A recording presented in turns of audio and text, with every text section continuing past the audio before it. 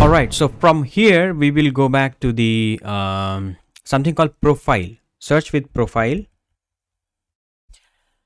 Profile is basically the bunch of settings that we do for a logged in user. Okay, so let's understand the definition of profile. See, every user that you onboard as an admin inside the system would not be able to do anything that you want, right?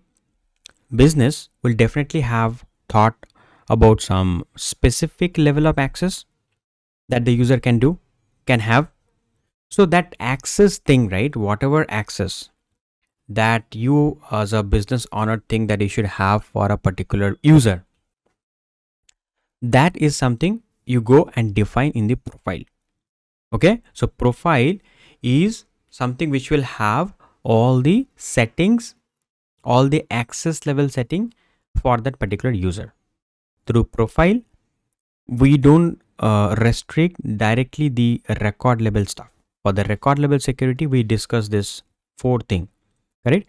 Profile is basically the settings the user, as a logged in user, I can do this 10 things. Where do you go and define that? You go and define that in the profile as an admin. So every single user will definitely have at least a profile, because without a profile, how can you give a user access to that org, right? The user will have access to the org based on the profile. Okay, so let's go to the profile and see what type of access that we as an admin can define in the profile level. Okay, so I'll open the profile in a new tab. So a profile is mandatory for creating a user, but a role is not mandatory.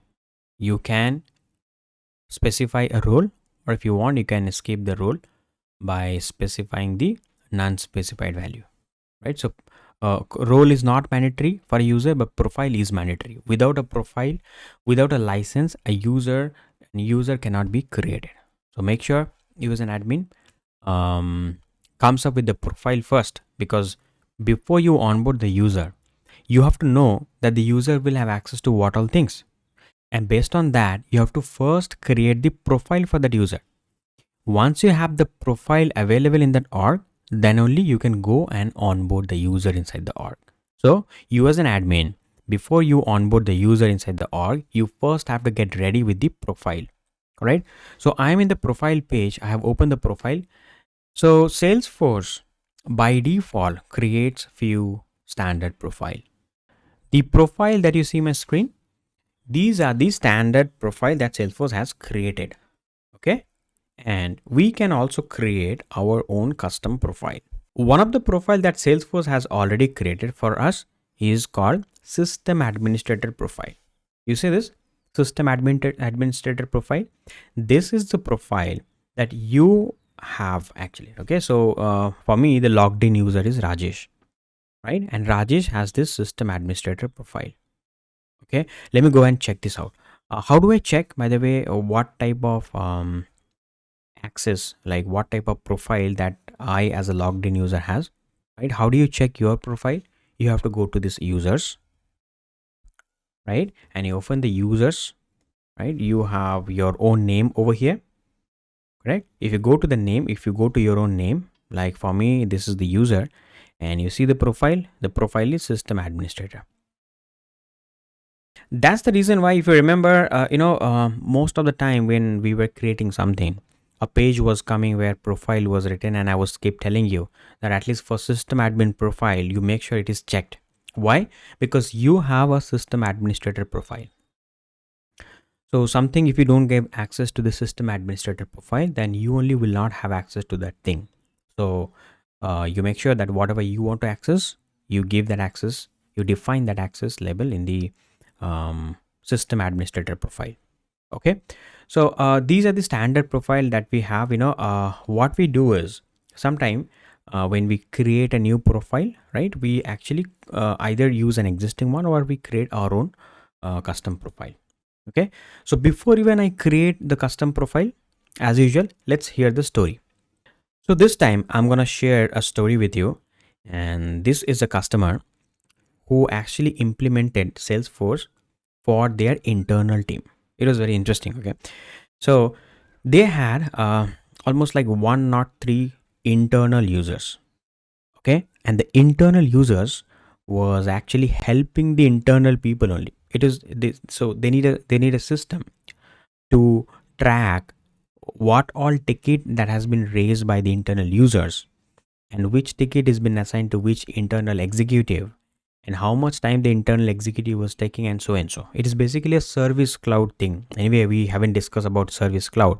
We just discussed about sales cloud in the previous session, and we'll talk about the service cloud later, but that was pretty much their business. Okay, so suppose one of the sales executive, one of the I'm using sales executive word a lot, right? So suppose one of their internal employee was actually traveling from one country to another country, right?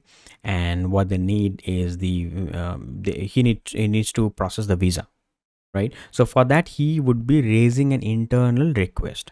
That request was actually coming into Salesforce platform, and to resolve that request, this company had few, like 103, what do you call them, they were the floor executive. They used to call them as like floor executive, who used to pick up the call and say, hey, I have received your request. When is the travel date? Do you have this document? Correct. So that was the pretty much application that they wanted to. Now in this story, let's understand what was the role of a profile. Okay, so first of all, these guys have few types of users. Okay, they had someone called floor executive. This is their terminology. Okay, I mean, I'm just not adding up my own terminology over here. This is this the name of the designations and all this thing definitely differs from business to business. So this is just what they use. I'm just telling you. So floor executive was those people who was receiving those requests, getting those tickets assigned, and these people was actually supposed to get back to the ticket creator and resolve that ticket. That's it. So floor executive had someone called floor team lead. Okay, what do you call these guys was calling them as like FTL. Okay, FTL are like little senior people who used to let's say I as executive got stuck somewhere. I can reach out to my flow team lead, and my flow team can technically help me solving that problem, right? So floor executive was the person plugging in the headphone and talking to the people. Flow team lead was the team lead of that executive, whose job is to monitor the executive whether he's doing the job properly, or if he gets stuck somewhere, the flow team lead job was to get that person out of that situation. Clear? And then they had another category of people who are the managers. These managers are typically those people who is to monitor all the performance of these executives and the flow team leads, right? The managers is to see like how many ticket has been resolved by the executive called Rajesh, how many ticket has been opened, how many ticket has been escalated, how much time, how much the average time they have taken, all these things. That was the manager's job to watch out, correct? So they had these three category of people. Okay, now these three category people, apart from that, they had one more guy called super admin. What they said, like after I got the project, basically I had my team, like 3 members of admin plus developer team. We built this project. It was around 4 months of project, including the development, testing and deployment. So what they said, like after we are done with the deployment, I don't want you to handle this support project. I will hire my own in-house admin who will do the support, right? And that in-house admin would be the super admin. Super admin means he has access to everything. Basically, he's the system administrator. Hope you understand this 4 category of users, right? First category is the floor executive. These guys, what kind of access the floor executives was having? The floor executive was able to log in. They were able to go to this object called case. They had access to the application called service console or service application. So first of all, the floor executive had access to the service application. They had access to the objects called cases. They were able to create case only. They can't delete the case. They can't even edit others' cases. and that's it. Like they had very basics things that they can do in the system, right? Flow team lead was actually the guys who was able to not only see the existing cases, see the application, but also there were some predefined reports that has been created. So the one flow team lead had 5 floor executives under him. He needs to check how many ticket has been assigned to my team, how many tickets are being like high priority, low priority, all these things. For that, there were some predefined template reports created by us was giving access to the floor or floor team lead, right? So FTL, these people had access to those predefined report that we created. They can't create the report. Okay, now the managers are the people who has access to everything, and these managers were able to create report. See the extra access that the manager had. And then finally super admin is basically the system administrator profile. Okay, now if you understood this story, right, let me ask you a question. What do you think, how many profile you as an admin should create for this project? I'll repeat. So suppose there are total 103 users, including the FTL, including the floor executives, including the managers and super admin. Total 103 users were there who were logging every day into the Salesforce CRM and checking the cases, doing their day-to-day job. Now my question is to you, right? You as an admin, what do you think, how many profile you should create inside this org? Let me guess your answer. 103 profile? No? Okay. So I think you have selected the correct answer only. You have to create 4 profiles.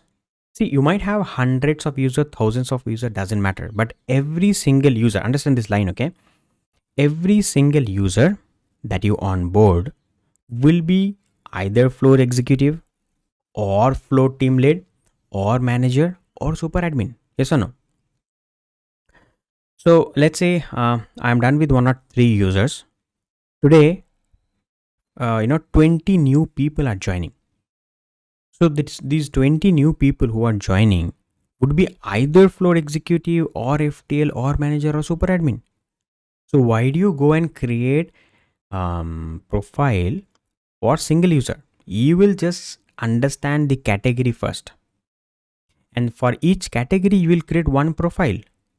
And everybody whom you're onboarding as an user, you just have to assign them a profile. That's it. So you'll not create 103 profiles. Profile will be 1, 2, 3, 4 profiles. And everybody whom you're onboarding, you'll just assign one of these 4 profile. Okay. Theoretically, it is clear what is profile and how many profiles and all. Let's go ahead and do a practical.